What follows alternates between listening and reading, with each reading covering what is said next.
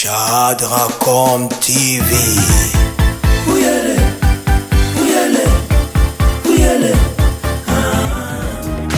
Spectateurs de Shadracom Télévision, nous sommes sur l'avenue Mbalakawenge.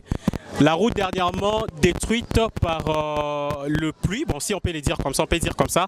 Nous avons un papa à mes côtés, il va se présenter, lui il habite juste à côté, il va parler de la réalité qu'ils ont eu à voir ici, c'est-à-dire ils ont été des victimes, bon c'est parmi les victimes de ce qui s'est passé ici dernièrement. Papa bonjour. Bonjour papa. On vous appelle comment papa? Je m'appelle Mutombo, maître Mutombo Kongolo Charles. Ok papa. Dernièrement quand on a eu à passer ici, la route était complètement détruite. Et aujourd'hui, nous sommes venus faire voir à tout le monde, donc à la population qui nous suit en ce net moment, que non, cette route a été réhabilitée.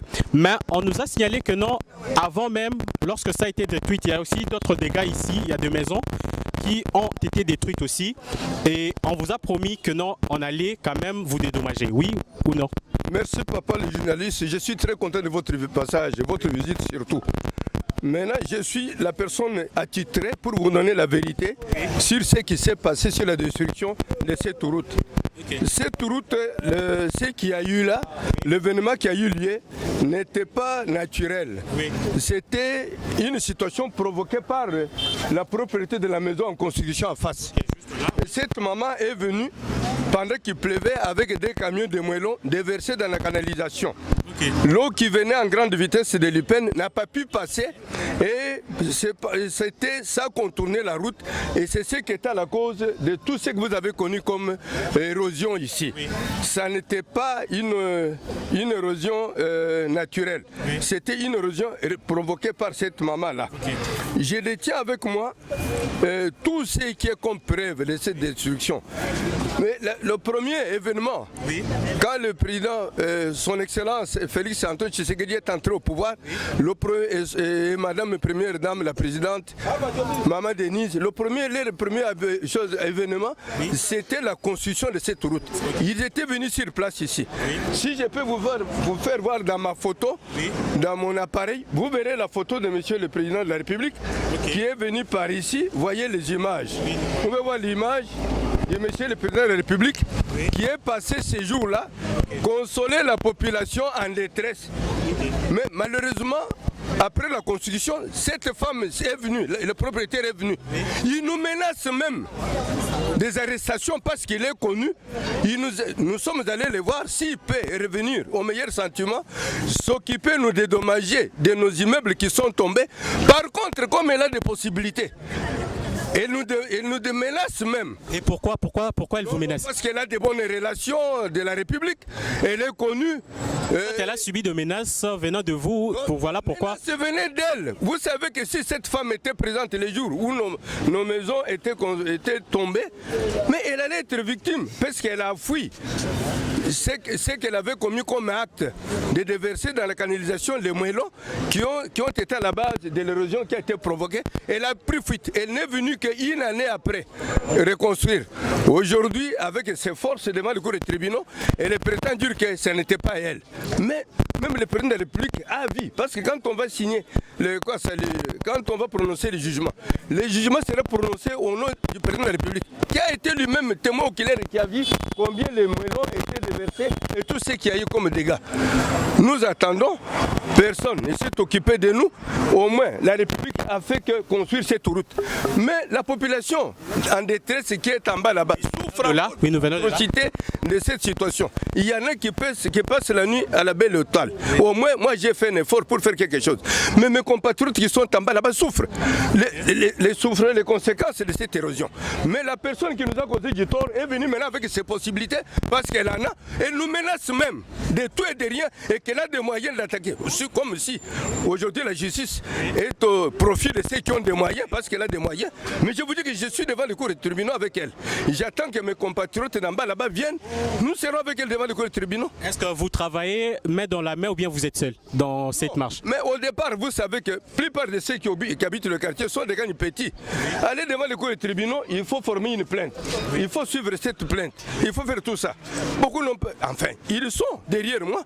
Mais moi, je suis là, je sais que nous allons poursuivre et le ciel nous dira le contraire.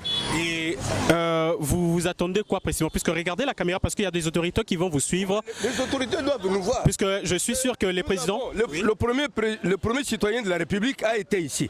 Oui. Quand nous étions sinistrés, il a vu dans quelles conditions nous nous trouvions. Nos maisons ont été emportées par l'érosion provoquée par la personne en face qui construit aujourd'hui parce qu'elle a des moyens. Et aujourd'hui, personne ne s'est occupé de nous. Les promesses qui ont été faites par le président de la République, qu'on allait dédommager tout ce qui était en bas, tout ça est passé une lettre morte. Notre population n'a pas de moyens. Notre population souffre encore des atrocités de cette érosion-là provoquée par la maman qui construit aujourd'hui, qui nous profère des menaces parce qu'elle a des moyens.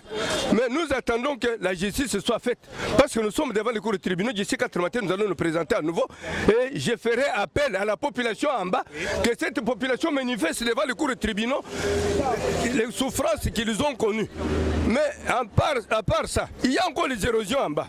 Je vous dis, monsieur le journaliste, malgré ce qu'on a fait ici par la présence du président de la République, mais notre population d'en bas souffre encore des atrocités de cette érosion, des conséquences de cette érosion provoquée. Est-ce que vous avez le nom de la dame?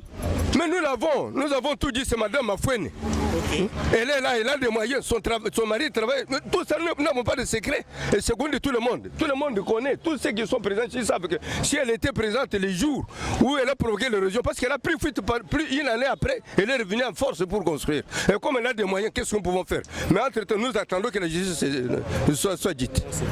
Ok, merci beaucoup, papa. Merci beaucoup, papa. Ok, comme ça, je suis sûr que les autorités vont devoir s'accaparer de ces dossiers pour pouvoir trouver une solution pour vous, surtout la population. Nous venons d'être là-bas, oui, ce sont des érosions monstrueuses, on ne sait pas comment appeler ça, et je suis sûr que les autorités vont trouver une solution pour cette population qui ne dort même pas la nuit pour veiller. Quand il y a la pluie, quand il plaît, donc on aimerait bien que autorité au Bazolanda, président de la République Azalara Awa lui-même a loba que no balande la dossier parce que les premiers chantiers naïe, j'insiste, balobi donc chantier na liboso ezala ki bongo avenue Oyo et a prometa ki pe que autinda batunaye balanda tina sekuna, mais jusque là rien n'est fait et on aimerait bien que notre dossier Oyo et la Mukali Soussou et surtout la dame, bon moi je ne dirais rien puisque papa vient de le dire, dossier Adam Balandelango paie bien, ce n'est pas parce que peut-être Aza, Madame X, Aza Boé, tout ça,